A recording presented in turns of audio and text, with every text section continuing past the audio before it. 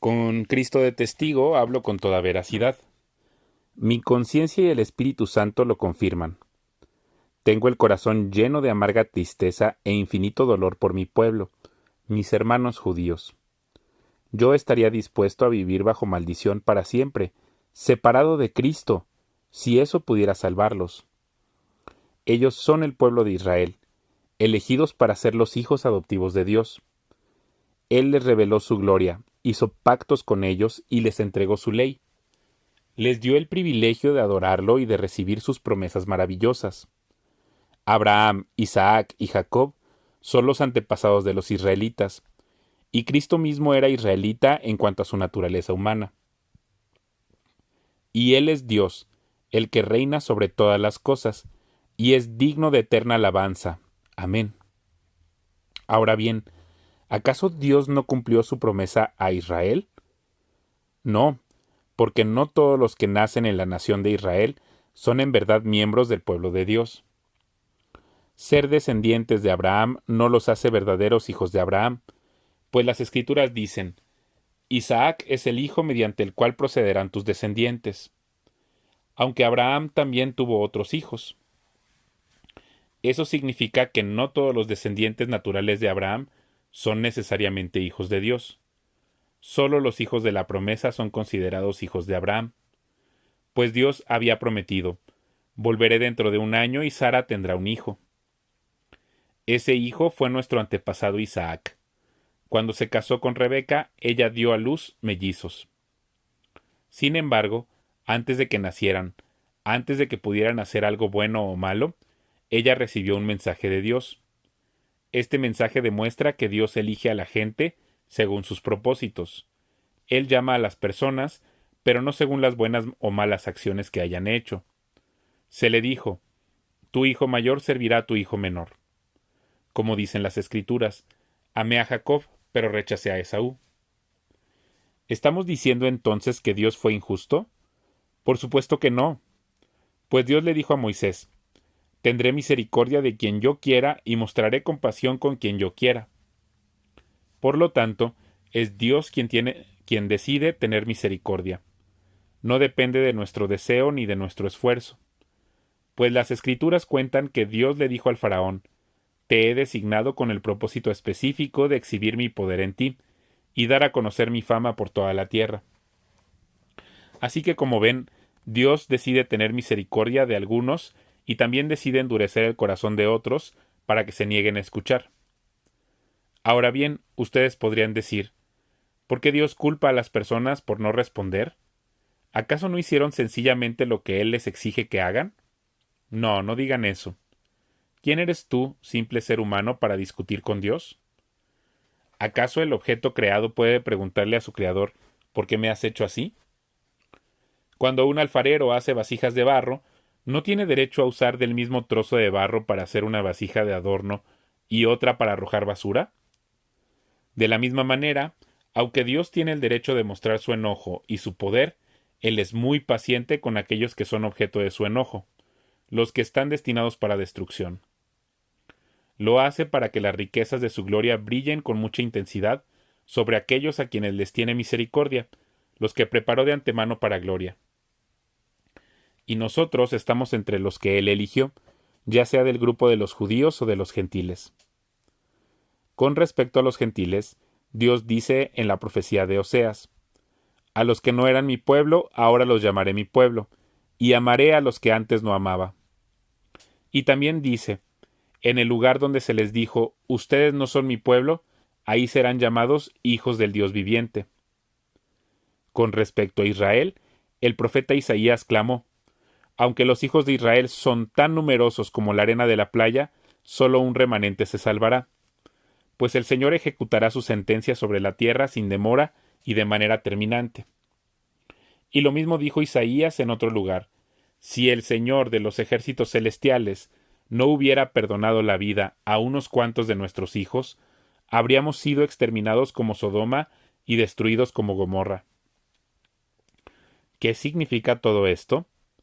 Aunque los gentiles no trataban de seguir las normas de Dios, fueron declarados justos a los ojos de Dios, y eso sucedió por medio de la fe. Pero los hijos de Israel, que se esforzaron tanto en cumplir la ley para llegar a ser justos ante Dios, nunca lo lograron. ¿Por qué no? Porque trataban de hacerse justos ante Dios por cumplir la ley en lugar de confiar en Él. Tropezaron con la gran piedra en su camino. Dios se lo advirtió en las Escrituras cuando dijo: «Pongo en Jerusalén una piedra que hace tropezar a muchos, una roca que los hace caer, pero todo el que confía en Él jamás será avergonzado». Amados hermanos, el profundo deseo de mi corazón y mi oración a Dios es que los israelitas lleguen a ser salvos. Yo sé que ellos tienen un gran entusiasmo por Dios, pero es un fervor mal encausado, pues no entienden la forma en que Dios hace justas a las personas ante Él. Se niegan a aceptar el modo de Dios y, en cambio, se aferran a su propio modo de hacerse justos ante Él tratando de cumplir la ley. Sin embargo, Cristo ya cumplió el propósito por el cual se entregó la ley. Como resultado, a todos los que creen en Él se les declara justos a los ojos de Dios. Pues Moisés escribe que la ley exige obediencia a todos sus mandatos para que una persona llegue a ser justa ante Dios. Pero el modo de la fe para hacernos justos ante Dios dice: no digas en tu corazón, ¿quién subirá al cielo para hacer bajar a Cristo a la tierra? Ni tampoco digas, ¿quién descenderá al lugar de los muertos para volver a Cristo de nuevo a la vida? En realidad dice: el mensaje está muy cerca de ti, está en tus labios y en tu corazón. Y ese mensaje es el mismo mensaje que nosotros predicamos acerca de la fe. Si confiesas con tu boca que Jesús es el Señor y crees en tu corazón que Dios lo levantó de los muertos, serás salvo. Pues es por creer en tu corazón que eres declarado justo a los ojos de Dios, y es por confesarlo con tu boca que eres salvo. Como nos dicen las Escrituras, todo el que confíe en Él jamás será deshonrado. No hay diferencia entre los judíos y los gentiles en ese sentido. Ambos tienen al mismo Señor, quien da con generosidad a todos los que lo invocan, pues todo el que invoque el nombre del Señor será salvo. Pero ¿cómo pueden ellos invocarlo para que los salve si no creen en Él? ¿Y cómo pueden creer en Él si nunca han oído de Él? ¿Y cómo pueden oír de Él a menos que alguien se lo diga? ¿Y cómo irá alguien a contarles sin ser enviado? Por eso las Escrituras dicen: qué hermosos son los pies de los mensajeros que traen buenas noticias. Sin embargo, no todos aceptan la buena noticia, porque el profeta Isaías dijo: Señor, ¿quién ha creído nuestro mensaje? Así que la fe viene por oír, es decir, por oír la buena noticia acerca de Cristo. Pero pregunto, ¿de verdad el pueblo de Israel oyó el mensaje? Claro que sí. El mensaje se ha difundido por toda la tierra, y sus palabras por todo el mundo. Vuelvo a preguntar, ¿entendió realmente el pueblo de Israel? Por supuesto que sí, pues incluso en el tiempo de Moisés, Dios dijo: despertaré sus celos con un pueblo que ni siquiera es una nación. Provocaré su enojo por medio de gentiles insensatos. Luego Isaías habló audazmente de parte de Dios y dijo: me encontraron personas que no me buscaban. Me mostré a los que no preguntaban por mí. Pero con respecto a Israel, Dios dijo: todo el día les abrí mis brazos, pero ellos fueron desobedientes y rebeldes. Entonces pregunto, ¿acaso Dios ha rechazado a su propio pueblo, la nación de Israel? Por supuesto que no. Yo mismo soy israelita, descendiente de Abraham y miembro de la tribu de Benjamín. No, Dios no ha rechazado a su propio pueblo, al cual eligió desde el principio. ¿Se dan cuenta de lo que dicen las Escrituras sobre el tema? El profeta Elías se quejó del pueblo de Israel ante Dios y dijo: Señor, han matado a tus profetas y derribaron tus altares. Soy el único que queda con vida, y ahora me buscan para matarme a mí también. ¿Y recuerdan la respuesta de Dios? Él dijo: no, tengo a 7,000 más que nunca se han inclinado ante Baal. Lo mismo sucede hoy, porque unos cuantos del pueblo de Israel han permanecido fieles por la gracia de Dios, es decir, por su bondad inmerecida al elegirlos.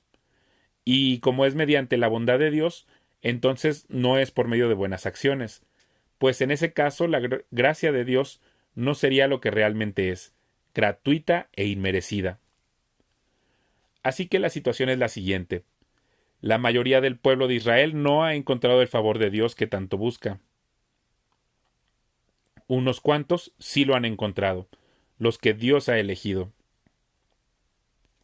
Pero el corazón de los demás fue endurecido. Como dicen las Escrituras, Dios los hizo caer en un sueño profundo. Hasta el día de hoy les ha cerrado los ojos para que no vean y les ha tapado los oídos para que no oigan. También David dijo, que su mesa de abundancia se convierta en una red, en una trampa que los lleve a pensar que todo está bien.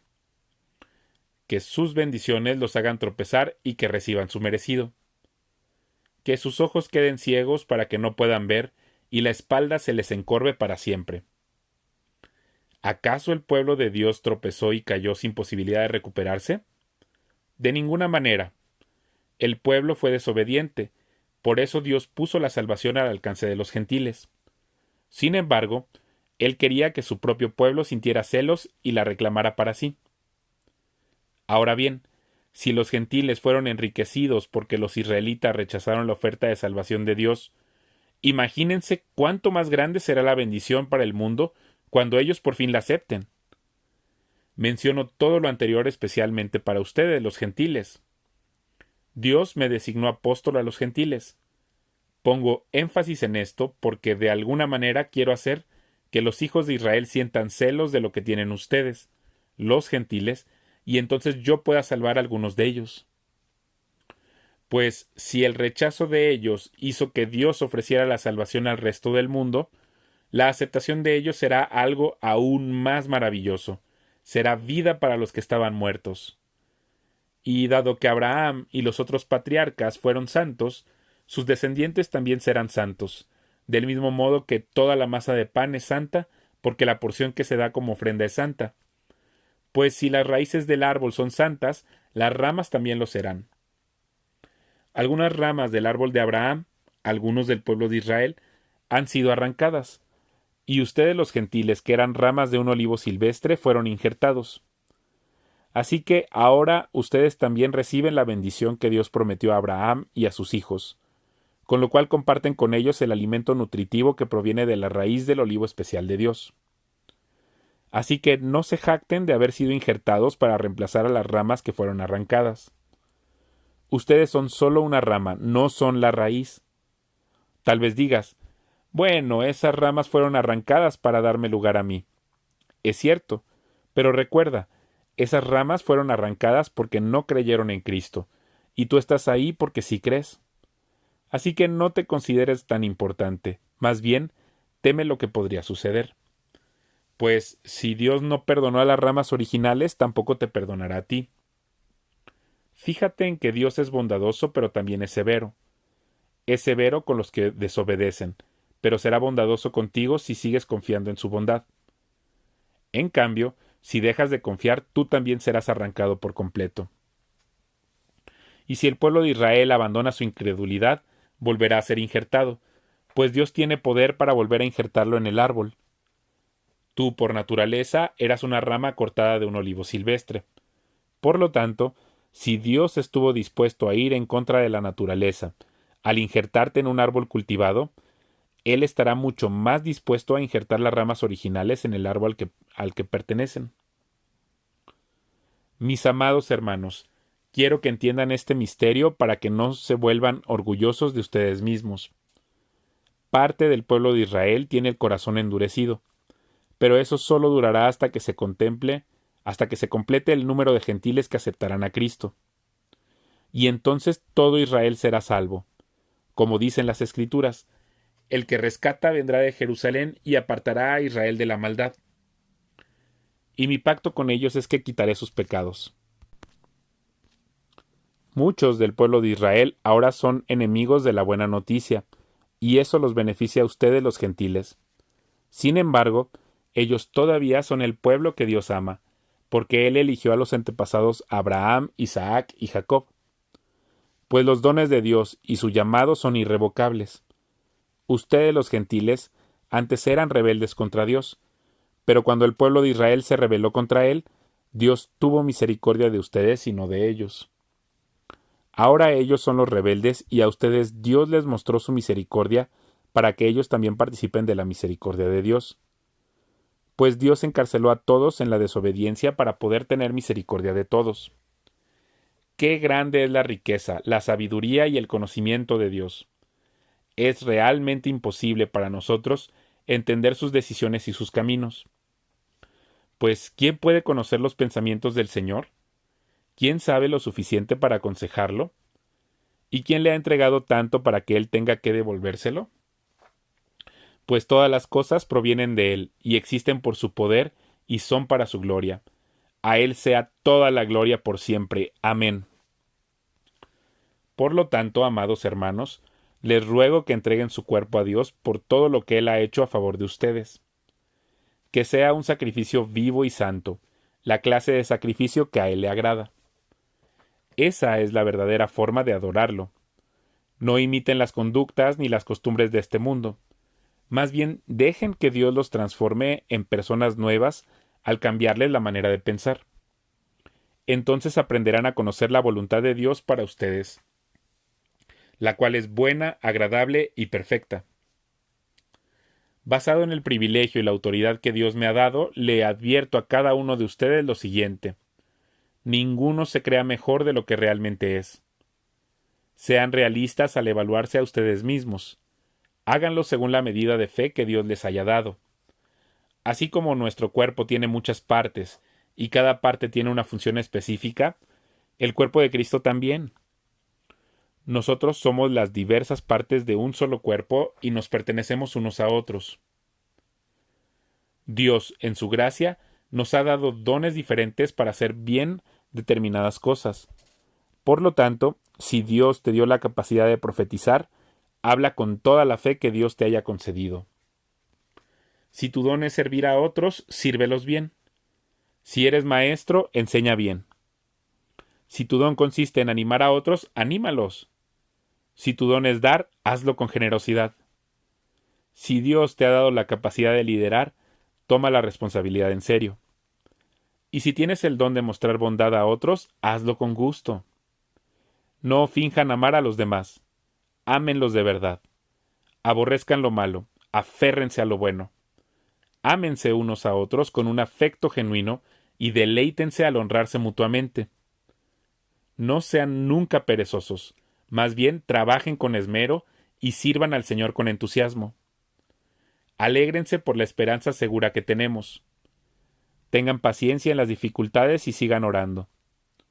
Estén listos para ayudar a los hijos de Dios cuando pasen necesidad. Estén siempre dispuestos a brindar hospitalidad. Bendigan a quienes los persiguen.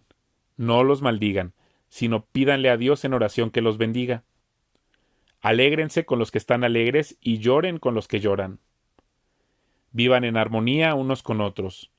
No sean tan orgullosos como para no disfrutar de la compañía de la gente común, y no piensen que lo saben todo. Nunca devuelvan a nadie mal por mal. Compórtense de tal manera que todo el mundo vea que ustedes son personas honradas. Hagan todo lo posible por vivir en paz con todos. Queridos amigos, nunca tomen venganza. Dejen que se encargue la justa ira de Dios, pues dicen las Escrituras: yo tomaré venganza, yo les pagaré lo que se merecen, dice el Señor. En cambio, si tus enemigos tienen hambre, dales de comer, y si tienen sed, dales de beber.